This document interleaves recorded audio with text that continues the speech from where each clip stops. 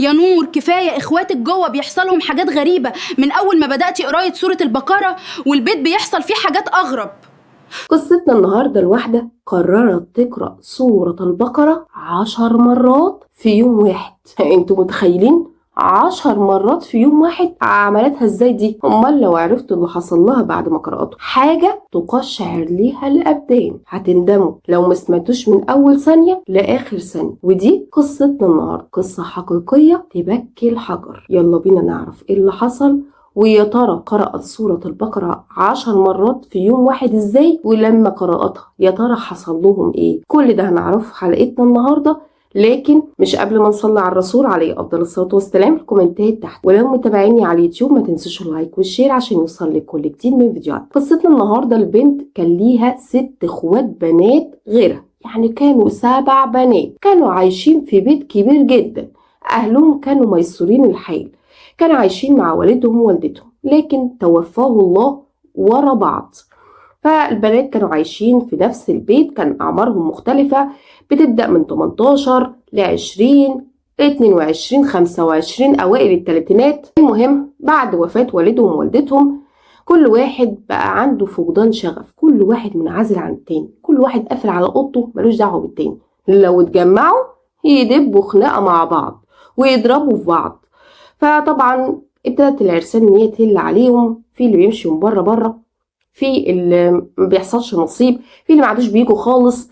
وغير ان كان فيهم ناس حابين يعملوا مشروع، ولما عملوا المشروع فشل. يعني بقيتهم كان مثلا ينزل يدور على شغل عشان يخرج من العزلة اللي هو فيها، لكن للأسف ما كانش بيتوفق في حاجة. فافتكروا ان ده شيء طبيعي وان دي حياتهم، واتأقلموا على حاجة زي كده، ان هم ملهمش نصيب في حاجة وخلاص اتأقلموا على حاجة زي كده. لكن كان في بنت منهم كانت متأكدة ان في حاجة مش طبيعية بتحصل ليهم. ساعتها كانت قاعدة على النت وبتبحث كده، فلقت ناس بيتكلموا عن معجزات سورة البقرة، وقد ايه بيحصل لهم العجب بعد ما بيقرأوا سورة البقرة ويواظبوا عليها. فمن ضمن الفيديوهات كان في واحدة بتقول لو قرأتوا سورة البقرة 10 مرات في يوم واحد هيحصل لكم شيء عجيب، هيحصل لكم المعجزات. فطبعا كان عندها فضول تعرف يا ترى ايه اللي هيحصل لو قرأت سورة البقرة 10 مرات في يوم واحد. ابتدت ان هي تقرأ التعليقات، لقت ان في ناس كاتبه 10 مرات في يوم واحد ده كتير جدا. انتوا عارفين ان سورة البقرة كبيرة جدا، احنا لو قرأناها في يوم واحد مرة واحدة يبقى كتر خير الدنيا، لكن 10 مرات صعبة. طبعا اللي كان متجوز وعنده اولاد واللي كان في شغله ما كانش في حد فاضي انه يقرأ سورة البقرة 10 مرات في يوم واحد. لكن البنت كان عندها فضول وقالت اللي بيحصل لنا ده اكيد مش طبيعي، عشان كده انا مش ورايا اي حاجة، انا هقرأ سورة البقرة 10 مرات في يوم واحد واشوف ايه اللي هيحصل بعد كده. المهم تاني يوم فضت نفسها وقالت لما جوع اقوم اكل اي حاجه من المطبخ ولا ابعت لي اجيب لي اكل من بره، انا لا ورايا شغل ولا مشغله ولا متجوزه ولا ورايا اي حاجه. المهم فتحت المصحف وابتدت ان هي تقرا سوره البقره. قرات مره، في التانية، في التالتة، فجاه لقت كل جسمها بيوجعها، مره بطنها مره رجليها مره راسها، كانتش عارفه ايه اللي بيحصل لها. قالت لا انا مش قادرة. تاني يوم قررت انها تقرأ سورة البقرة 10 مرات في يوم واحد. قرأت مرة، في التانية، في التالتة، جت في الرابعة لقت برضو نفسها تعبانة جدا، ومش هي لوحدها، ده كل اللي في البيت، اللي بطنها وجعاها واللي رجلها واللي دماغها، لدرجة ان واحدة فيهم جالها زي نوبة صرع، مع ان هي ما عندهاش صرع، قعدت تنزل رغاوي من بقها وتعمل حركات غريبة جدا لدرجة ما بقوش عارفين هو ايه اللي بيحصل ده. المهم البنت كانت قاعدة متفاجئة من اللي بيحصل، وقالت بس يبقى فعلا اكيد فينا حاجة مش طبيعية.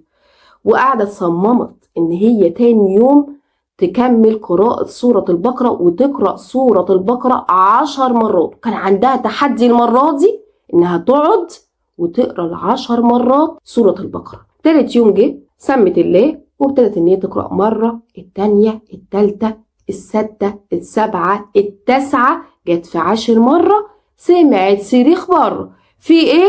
ايه اللي بيحصل؟ المطبخ بيولع. ليه؟ هو كان حد قايد على حاجة ولا بيعمل حاجة؟ مفيش اي حد خالص كان بيعمل اي حاجة في المطبخ. طب اشمعنى المطبخ هو اللي بيولع؟ طبعا الجيران اتلمت وحاولوا ان هم يطفوا المطبخ بأعجوبة. كل ما يطفوه يقيد لوحده، كل ما يطفوه النار تشتعل لوحدها، لحد ما نهوا الموضوع. لكن كانوا تعبانين جدا اليوم ده، لدرجة ان كل واحدة كانت بتبص للتانية، كان وشهم شاحب قوي. البنت اللي قرأت سورة البقرة قالت لهم انا عايزة اقول لكم على حاجة، على فكرة اللي بيحصل لنا ده مش طبيعي، هو انا اتأكدت بنفسي. طبعا كلهم بصوا لها قالوا لها يعني ايه يعني؟ هو ازاي اتأكدتي؟ قالت لهم ايوه انا قرأت سورة البقرة مرة، انا تعبت، تاني يوم انتوا تعبتوا معايا، تالت يوم المطبخ ولع، اكيد في حاجة مش طبيعية بتحصل لنا. المهم ساعتها البنات بصوا لها وقالوا لها يعني ايه؟ هيكون في ايه يعني؟ قالت لهم مش عارفة، بس انا حاسة ان السر في المطبخ. المهم ساعتها سمعوا كلامها وقاموا كل واحدة في حتة في المطبخ بيشوفوا فيه ايه في المطبخ وايه اللي خلى المطبخ يولع. المهم واحدة منهم بتشد لقت كيس كبير مدفوس بين الحيطة في المطبخ. المهم شدت الكيس ده بتبص لقت زي نظام قطع قماش كتير جدا. أول ما شافوها جالهم صدمة. هي اللي تقول لها ايه ده دي من البلوزة بتاعتي، واللي تقول لها ده الدرس بتاعي. وكل واحدة مسكت حتة قماشة كانت خاصة بلبسها. كانوا مصدومين، محطوط فيها دبابيس ومكتوب حاجات بالأحمر وحاجات غريبة جدا. اتأكدوا إن ده سحر معمول ليهم. ساعتها واحدة فيهم جابت جردل كبير وقرأت عليها سورة البقرة بعد ما بحثت طبعا عشان تعرف تتخلص ازاي من الحاجات دي. قرأت عليها سورة البقرة والمعوذتين وآية الكرسي، وطبعا راحت حاطة الحاجات دي في قلب المية، وكانت المية دي فيها ملح خشن والكلام ده، وراحت حاطة القماش ده في قلب المية. وبعد كده ولعوا فيها وتخلصوا من السحر تماما. قعدوا مع بعض وقرروا ان هم يتكلموا مع بعض لأول مرة من غير اي خناق، وقالوا ان احنا مش هنسيب فرض ربنا وهنقرب من ربنا عشان نتخلص من اللي احنا فيه ده. وفعلا عملوا كده، وابتدى مع الوقت ان كل واحدة فيهم تنور تاني زي الاول، مع ان سنين كتير قوي ضاعت من حياتهم وفي حاجات كتير جدا ضاعت من حياتهم، بس حمدوا ربنا ان هم يعني اكتشفوا الموضوع ده وخلصوا منه، وما عادوش بيسيبوا فرض ربنا وبقوا مقربين من ربنا طول الوقت وبقوا متماسكين. وابتدوا ان هم كل واحده تنزل تشوف حالها، اللي نزلت شافت شغل وربنا كرمها واتقبلت فيه، واللي عملت مشروعها تاني وربنا كرمها ونجح، وابتدت العرسان تهل عليهم، اللي خطب واللي اتجوز بقوا مش مصدقين. والبنت قعدت تقول لهم انا كنت قلبي حاسس ان اللي بيحصل لنا ده مش طبيعي، مفيش بيت بيحصل فيه كل الكلام ده، مفيش بيت ما بيخشوش الفرح وطول الوقت في مشاكل وهم وعزلة واكتئاب وفقدان شغف من كل حاجة، مفيش بيت في وقف حال بالطريقة دي، يبقى اكيد اللي بيحصل ده مش طبيعي. كان اكتر حاجة مضايقاهم ان هم معرفوش مين اللي اذاهم الاذى ده كله وضيع سنين عمرهم بالطريقة دي، لكن كانوا طول الوقت بيتحاسبنوا ان يرد الاذى ده لصاحبه. ودي قصتنا النهارده من اجمل القصص اللي سمعناها، وده يعلمنا يا جماعه ان احنا نحصن نفسنا ونحصن اولادنا وكل اللي حوالينا. ما يعديش يومنا من غير ذكر الله، ما يعديش يومنا من غير ما نصلي فروضنا كلها، ما يعديش يومنا من غير ما نقرا سوره البقره او على الاقل ان احنا نسمع سوره البقره، سوره المعجزات، فضلها بركه وتركها حسره. الناس بقت مؤذيه بشكل مرعب، الناس بقت بتتمنى زوال نعمة غيرها بطريقة مش طبيعية، فعشان كده بيستمتعوا بأذية غيرهم، سواء بحسد سواء بسحر سواء بأي حاجة. عشان كده يا جماعة لازم نحصن نفسنا من أي حاجة ممكن تخترقنا أو تأذينا.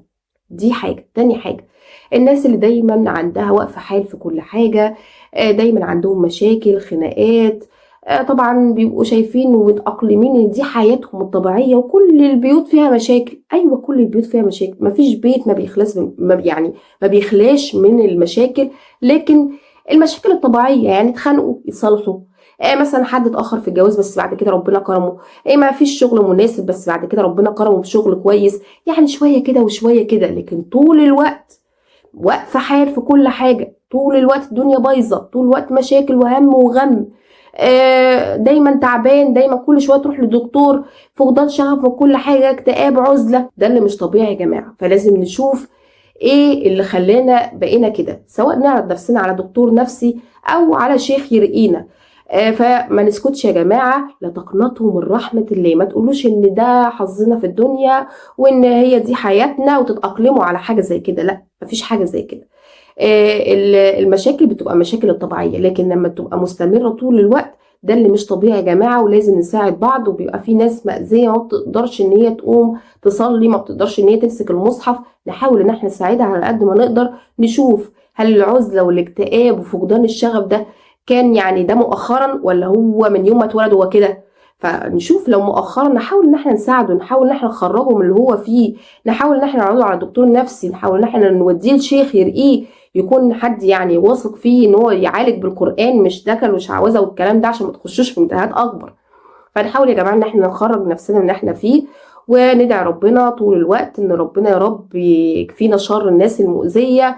وطبعا ان احنا نحصن نفسنا ونحصن اولادنا بذكر الله وبالاذكار طول الوقت، من اي حاجة تقدر ان هي تخترقنا او تأذينا. ربنا يا رب يكفينا شر الناس المؤذية. ودي كانت قصتنا النهاردة، يا رب تنال اعجابكم. مستنية رأيكم في الكومنتات.